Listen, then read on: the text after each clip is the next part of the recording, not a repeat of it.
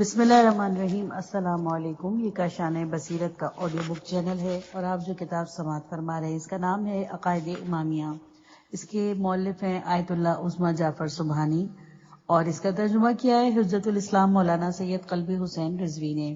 آئیے سنتے ہیں اس کا پارٹ نمبر 10، صفحہ نمبر 154، 22ویں اصل۔ یہاں تک کہ ہم انبیاء علیہ السلام کی عصمت کی ضرورت کے سلسلے میں عقل کے قطعی اور حکم اور قرآن مجید کے واضح فیصلے سے آگاہ ہوئے، لیکن اس سلسلے میں بعض آیات ظاہراً ان انبیاء علیہ السلام سے گناہ سرزد ہونے کا اشارہ کرتی ہیں، جیسے حضرت آدم علیہ السلام کے سلسلے میں ذکر ہوئی آیات وغیرہ۔ اس سلسلے میں کہا جائے گا، اس کے جواب میں اس امر کی طرف توجہ مبذول کرانا ضروری ہے کہ اس قاعدے کے تناظر میں قرآن مجید میں کسی قسم کے تناقض اور ٹکراؤ کی گنجائش نہیں۔ اس قسم کی آیات کے اندر موجود قرائن کی مدد سے اس کے اصلی مفہوم تک پہنچنے کی کوشش کرنا چاہیے، اور ایسی آیات کے ظاہری معنی کو ہرگز جلد بازی میں فیصلے کا معیار قرار نہیں دینا چاہیے۔ خوش بختی سے شیعہ مفسرین اور متکلمین نے اس قسم کی آیات کی تفسیر کی ہے، حتیٰ ان میں سے بعض نے اس موضوع پر مکمل کتابیں تالیف کی ہیں۔ چونکہ اس سلسلے میں ذکر شدہ ہر ایک آیت کے بارے میں بحث کرنا اس کتاب کی گنجائش سے باہر ہے، اسی لیے اس موضوع سے دلچسپی رکھنے والے حضرات براہ راست ایسی کتابوں کا مطالعہ کر سکتے ہیں۔ تنزیہ الانبیاء از سید مرتضی، عصمت الانبیاء از فخر الدین، مفاہیم القرآن از جعفر سبحانی، جلد 5، بخشش عصمت پیامبران۔ 67ویں اصل، عصمت کا سرچشمہ اور اس کے سبب کو درج ذیل دو چیزوں میں خلاصہ کیا جا سکتا ہے۔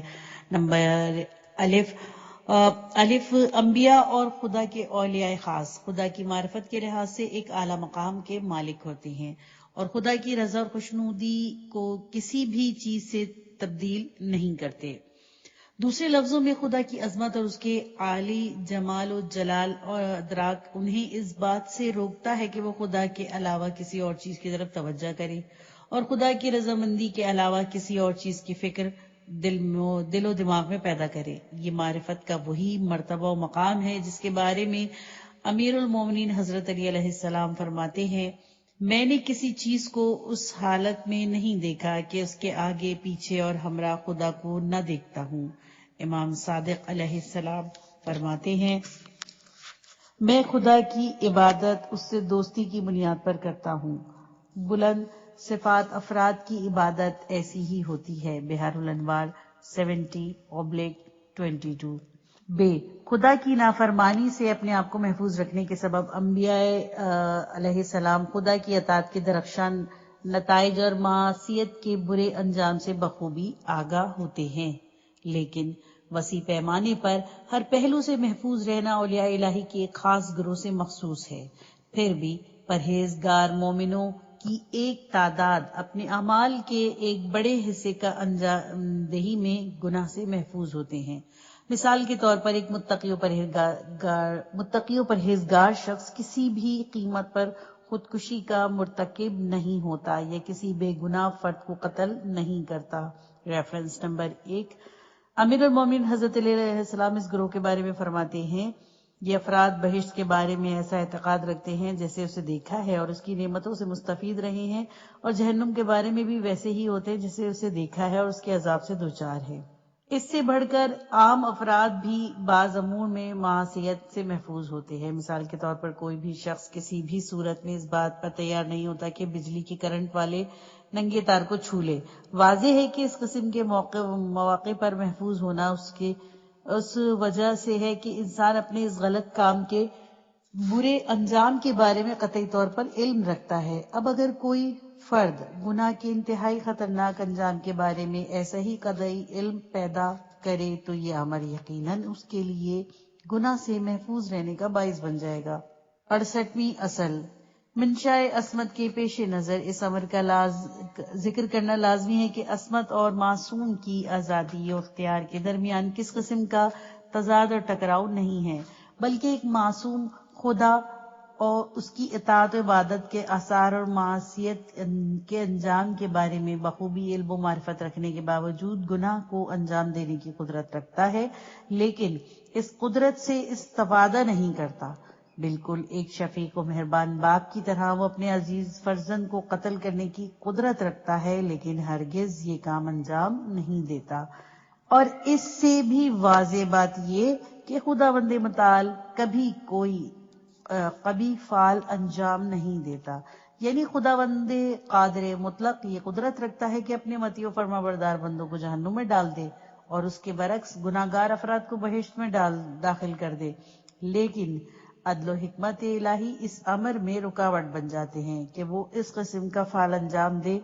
اس بیان سے یہ واضح ہوتا ہے کہ معصومین کے لیے گناہ سے اجتناب اور عبادت و اطاعت کی انجام دہی ایک بڑی فضیلت ہے، کیونکہ وہ گناہ کی انجام دہی کی طاقت رکھتے ہوئے بھی اس کے مرتکب نہیں ہوتے۔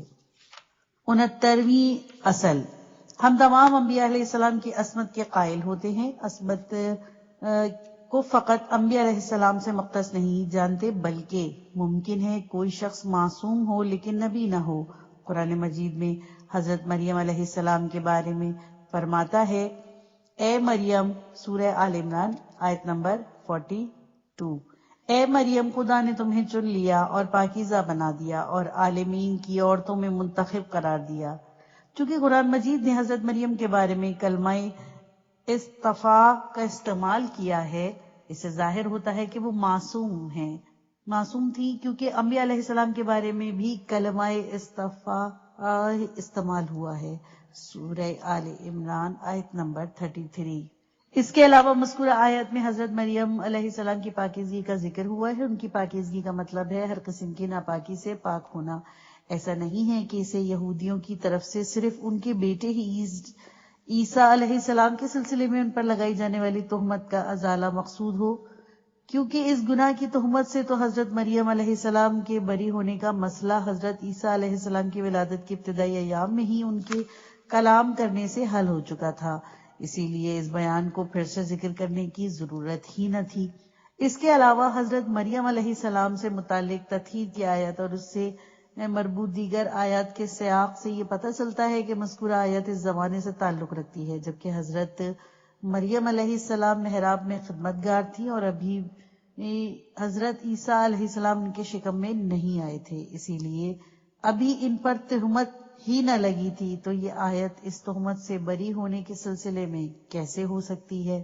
چھٹا حصہ، کلیات عقائد، صفحہ نمبر 159، نبوت خاص، 70ویں اصل۔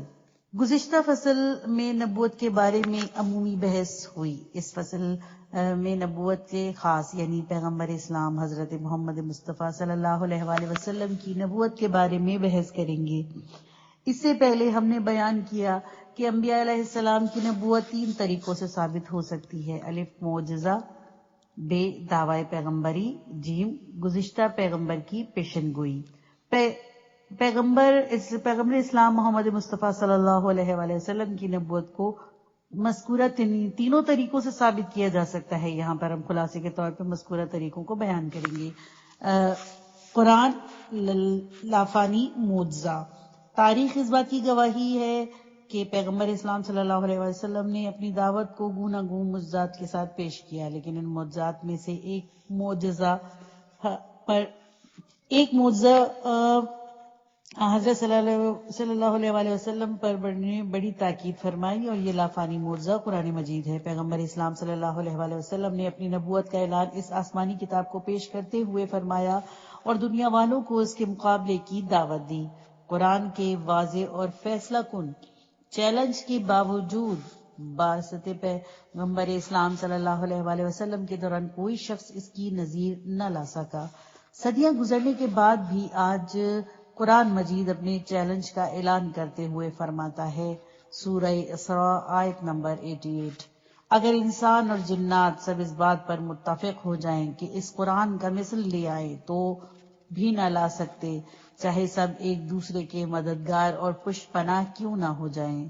قرآن مجید یہاں پر چیلنج کرتے ہوئے فرماتا ہے، اے پیغمبر صلی اللہ علیہ وآلہ وسلم، ان سے کہہ دو کہ اس کتاب کی مثل لائیں۔ دوسری جگہ پر اس سے بھی نیچے اتر کر فرماتا ہے کہہ دو اگر لا سکے تو قرآن کے 10 سوروں یا حتیٰ ایک سورہ کے مانند ہی لے آئیں۔ سورہ ہود آیت نمبر 13۔ کہہ دیجئے کہ اس کے جیسے 10 سورہ گھڑ کر تم بھی لے آؤ۔ سورہ بقرہ آیت نمبر 23۔ اس کے جیسا ایک ہی سورہ لے آؤ۔ یہ امر کسی سے پوشیدہ نہیں کہ دین مبین اسلام کی پیدائش سے آج تک گزشتہ 15 صدیوں کے دوران دشمنان اسلام نے اسلام پر کاری ضربے لگانے میں کوئی دقیقہ گزارا نہیں کیا، حتیٰ کہ پیغمبر اسلام صلی اللہ علیہ وآلہ وسلم پر جادوگری دیوانگی کی تہمتیں لگانے سے بھی گریز نہیں کیا، لیکن ہرگز قرآن کا مقابلہ نہ کر سکے۔ دشمنان اسلام ہر قسم کے افکار و وسائل سے لیس ہونے کے باوجود آج بھی قرآن مجید کے قطعی اور واضح چیلنج کے سامنے بے بس ہیں۔ یہ بذات خود اس امر کی دلیل ہے کہ قرآن مجید انسانی کلام سے ماروا کوئی اور چیز ہے۔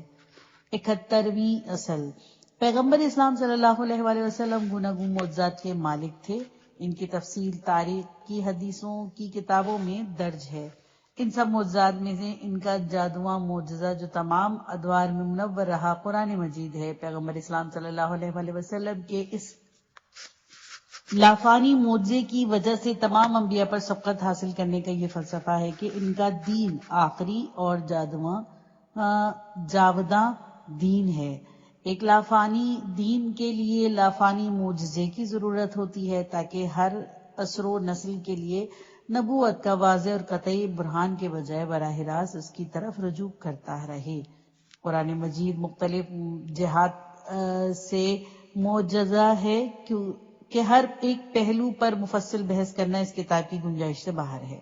ہم یہاں مختصر طور پر ان کا ایک خاکہ پیش کرتے ہیں۔ قرآن مجید کے نزول کے ہی دن سے جس چیز نے عرب دنیا کے سخنوروں اور ان کے فصاحت و بلاغت کے استادوں کو تعجب اور حیرت میں ڈالا، وہ قرآن کے کلمات کی زیبائی، ترکیب کی حیرت انگیز تازگی اور معنی کی بلندی تھی کہ یہ سب خصوصیات فصاحت و بلاغت کی سے تعبیر کی جاتی تھی۔ قرآن مجید کا یہ امتیاز اس زمانے کے عربوں اور آج کے عربوں پر بالکل واضح ہے۔ اسی لیے پیغمبر اسلام صلی اللہ علیہ وآلہ وسلم نے قرآنی آیات کے پے در پے تلاوت کر کے اور ادب و سخن کے استاد اور فصاحت و بلاغت کے ماہروں کو چیلنج کر کے ان کے خضوع و خشوع پر مجبور کر دیا اور اس کلام کی عظمت کے سامنے ہتھیار ڈالے، نیز اس کے مافوق بشر ہونے کا اعتراف کرنے پر مجبور کر دیا۔ قبیلہ قریش کے معروف نامور سخن اور شاعر ادیب ولید بن مغیرہ نے پیغمبر اسلام صلی اللہ علیہ وآلہ وسلم کی زبانی چند قرآنی آیات کی تلاوت سننے کے بعد یوں اعتراف کیا تھا: خدا کی قسم، ابھی میں نے محمد صلی اللہ علیہ وآلہ وسلم سے ایسا کلام سنا ہے جو نہ انسانوں کا کلام لگتا ہے اور نہ جنوں کا۔ یہ ایک ایسا کلام ہے جس میں ایک خاص مٹھاس اور زیبائی پائی جاتی ہے۔ اس کلام کی شاخیں پر بار اور جڑیں بابرکت ہیں۔ یہ ایک اعلیٰ کلام ہے کہ اس سے بالا تر اور کوئی کلام نہیں ہو سکتا، یعنی یہ کلام ہرگز قابل مقابلہ نہیں ہے۔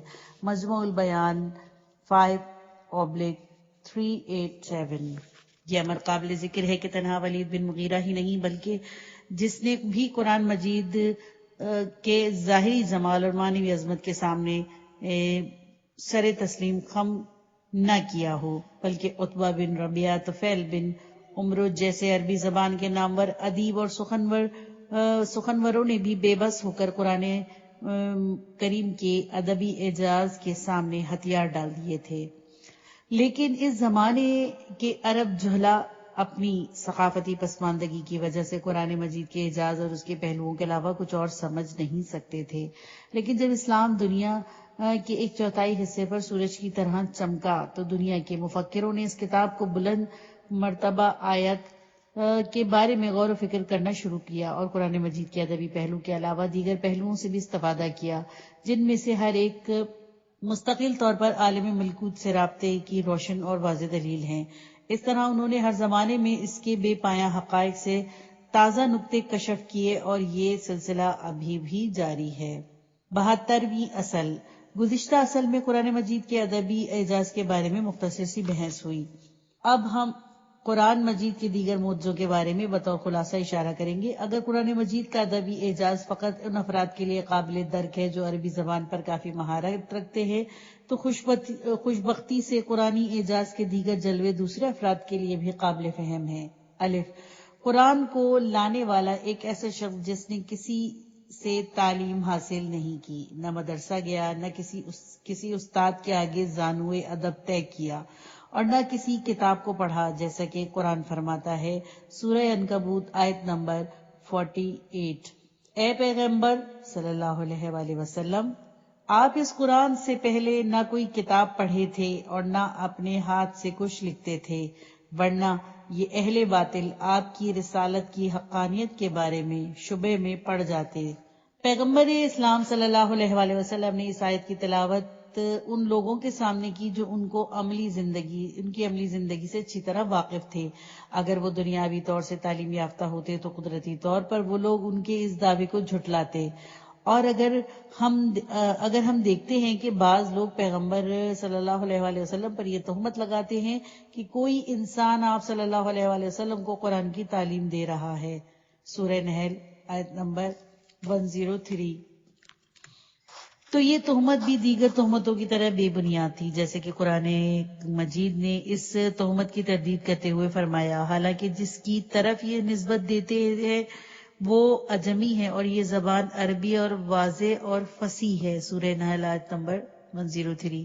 بے 23 سال کی مدت کے دوران مختصر شرائط، صلح و جنگ، سفر و خضر میں پیغمبر اسلام صلی اللہ علیہ وآلہ وسلم کے ذریعے قرآن مجید کی تلاوت ہوئی۔ فطرت کا تقاضا یہ ہے کہ ایسے حالات میں گفتار کے دوران گفتگو کرنے والا تضاد بیانی کا شکار ہو جائے، حتیٰ مناسب حالات میں ہم آہنگ شدہ اصولوں کے تحت اپنی کتاب کی تعریف کرنے والے مصنف بھی اپنے کلام میں تضاد و ناہماہنگی کے مرتکب ہو جاتے ہیں۔ جائے کہ کوئی اپنے کلام کو ترجیحاً اور مختلف حالات و مواقع پر بیان کرے۔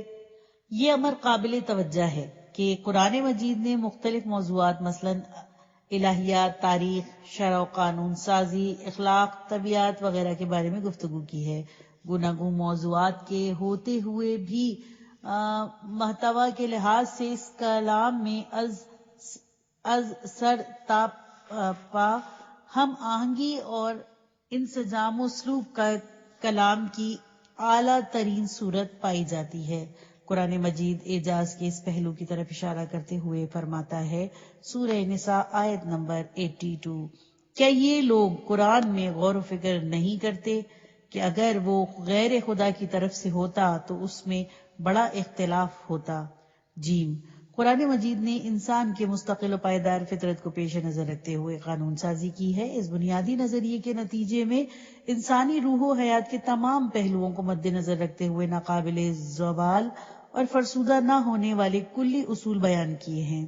اسلام کی کلی قوانین کا امتیاز یہ ہے کہ یہ مختلف شرائط اور ماحول میں نافذ العمل ہے، اور مسلمانوں نے جب دنیا کے ایک بڑے حصے پر دستیابی حاصل کی تو انہی قوانین کے سائے میں قدرت و عظمت کے ساتھ صدیوں تک انسانی معاشرے کا نظم و نسق چلایا۔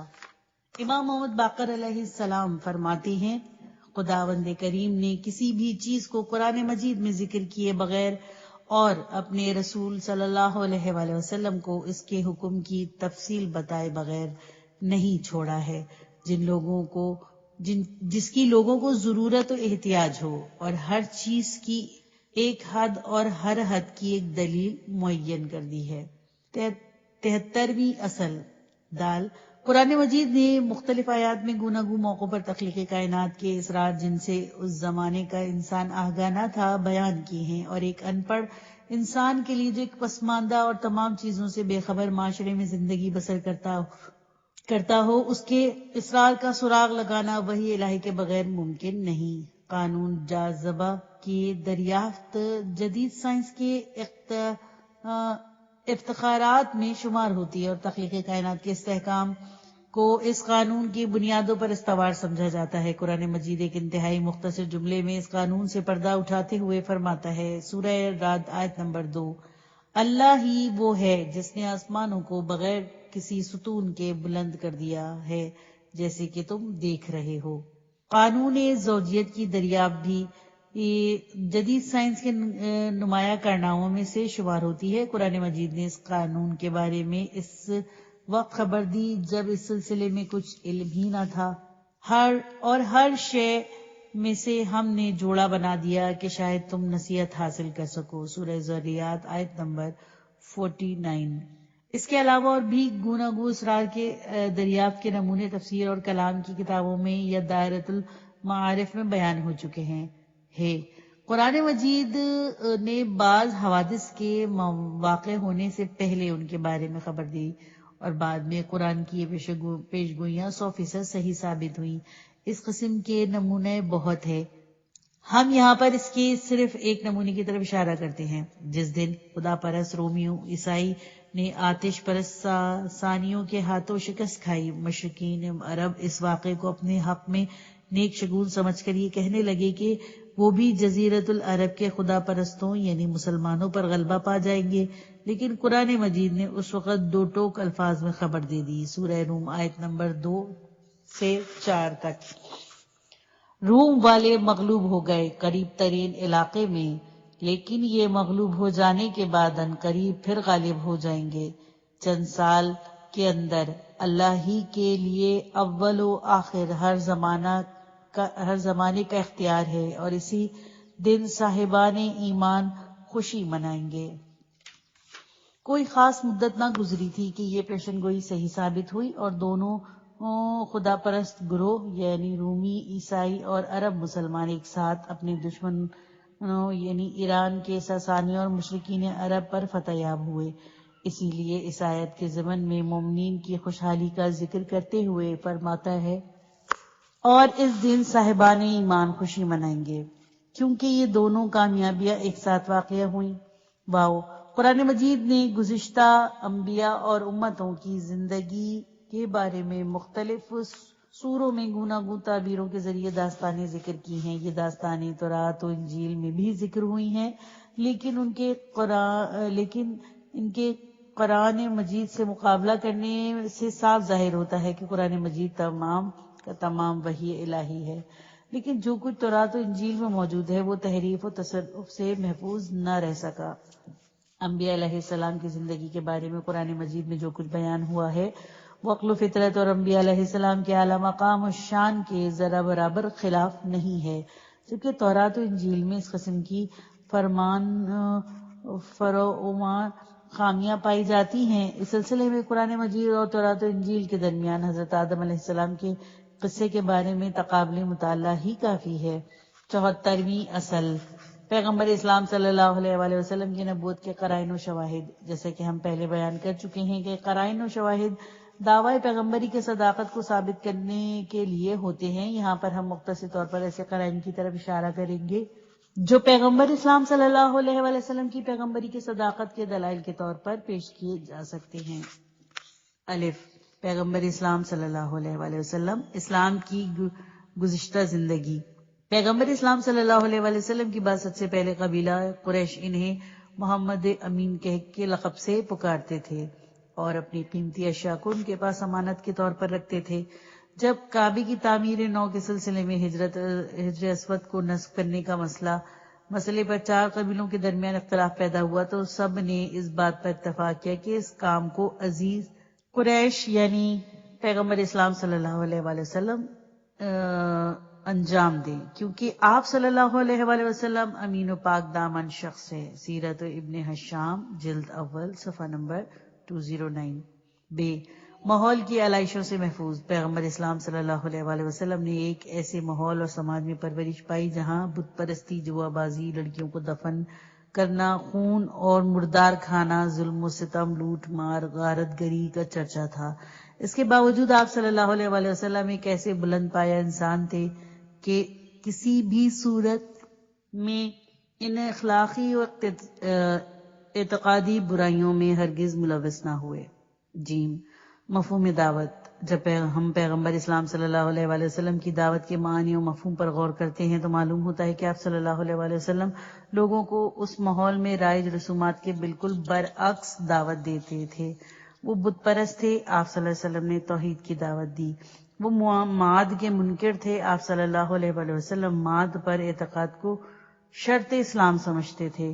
وہ لڑکیوں کو زندہ دفناتے تھے اور عورت کے لیے کسی قسم کے احترام کے قائل نہ تھے، اور آپ صلی اللہ علیہ وآلہ وسلم نے عورتوں کو پھر سے عظمت انسانی بخشی۔ وہ سود خور اور ذخیرہ اندوز تھے، اور آپ صلی اللہ علیہ وآلہ وسلم نے سود خوری اور ذخیرہ اندوزی سے منع فرمایا ہے۔ معاشرے میں شراب نوشی اور جوا بازی رائج تھی، اور آپ صلی اللہ علیہ وآلہ وسلم نے ان کاموں کو شیطانی کردار کہہ کے ان سے اجتناب کو واجب قرار دے دیا۔ دعوت تبلیغ کے وسائل۔ پیغمبر اسلام صلی اللہ علیہ وآلہ وسلم نے اپنی دعوت کے سلسلے میں جن وسائل سے کام لیا وہ بالکل انسانی و اخلاقی تھے۔ آپ صلی اللہ علیہ وآلہ وسلم نے ہر طرح کے غیر انسانی طریقے جیسے دشمن پر پانی بند کرنا، پانی کو آلودہ کرنا، درختوں کو کاٹنا جیسے طریقوں کو نہیں اپنایا، بلکہ آپ صلی اللہ علیہ وآلہ وسلم نصیحت فرماتے کہ عورتوں، بچوں اور بوڑھوں کو اذیت نہ پہنچائیں، درختوں کو نہ کاٹیں اور اتمام حجت سے پہلے دشمن پر حملہ نہ کریں۔ آپ ماکیاویلی کی منطق یعنی مقصد کو پہنچنے کے لیے ہر قسم کے وسیلے کو بروئے کار لانے جیسے مفہوم سے سخت بیزار تھے۔ نمونے کے طور پر جنگ خیبر میں دشمن کو پانی مسموم کر کے شکست دینے کی ایک یہودی کی تجویز کو آپ صلی اللہ علیہ وآلہ وسلم نے ہرگز قبول نہ کیا۔ آپ صلی اللہ علیہ وسلم کی زندگی کی تاریخ دشمنوں کے ساتھ آپ صلی اللہ علیہ وآلہ وسلم کے کریمانہ برتاؤ کے قصوں سے بھری پڑی ہے۔ آپ صلی اللہ علیہ وآلہ وسلم کی پیروی کرنے والوں کی صفات و کردار۔ پیغمبر اسلام صلی اللہ علیہ وآلہ وسلم پر ایمان لانے والوں کے حالات، افکار اور ان کے کردار کا مشاہدہ کر کے آپ صلی اللہ علیہ وآلہ وسلم کے حق گوئی کا اندازہ کیا جا سکتا ہے۔ ظاہر ہے کہ اگر کسی کی دعوت معاشرے کی ممتاز شخصیتوں پر مؤثر ثابت ہو جائے گی تو یہ دعوت کرنے والے کی صداقت اور حقانیت کی علامت ہے، لیکن اگر اس کے ارد گرد دنیا پرست جمع ہو جائیں تو یہ اس کے دعوے کی کمزوری ہے۔ پیغمبر اسلام صلی اللہ علیہ وآلہ وسلم کے حقیقی شہدائیوں میں عظیم شخصیتیں جیسے امیر المومنین حضرت علی ابن ابی طالب علیہ السلام، جعفر ابن ابی طالب علیہ السلام، سلمان فارسی رضی اللہ عنہ، ابو ذر غفاری رضی اللہ عنہ، بلال حبشی رضی اللہ عنہ، موصب رضی اللہ عنہ، ابن مسعودہ رضی اللہ عنہ، مقداد عمار رضی اللہ عنہ قابل ذکر ہیں کہ تاریخ نے ان کے نیک کردار، زہد و تقوی، جہد، ایثار اور پاک دامنی کا اعتراف کیا ہے۔ یہ پارٹ ختم ہوا۔ کتاب کا اگلا حصہ نیکسٹ پارٹ میں سنیے۔